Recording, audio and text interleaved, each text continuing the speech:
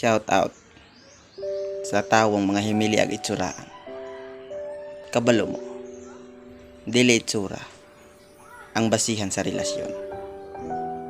Ang basihan ninyo, ang batasan, ayaw nang nawong. Kay ka na, mukupas ra na, ang gugma, dili. Wa kay angay, kapuyon, tungod sa itsura nga naniya. Oo, kabalo ko, ang uban dira gibalawan na. Sa ilang uyab, katungod sa itsura, na kanunay nila makitaan kada adlaw.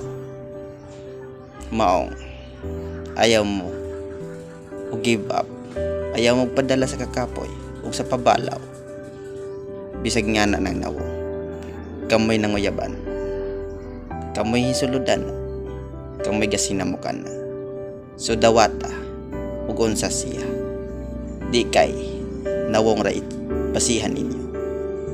Oo, di na mo'y kinagwapahan, di na mo'y kinagwapuhan. Pero kung lamay kag batasan, mas labaw pa na sa itsura. Sa itsuraan nga tao, mas labaw ang maayo og batasan. Kung nangita mo itsura, pwes ayaw mo pagdahom na di mo binuangan. Ayaw mo pagdahom na di mo biyaan. Kay kung itsura rin gapas, ayaw na lagsulod sa usa ka relasyon ug sa usa ka tao.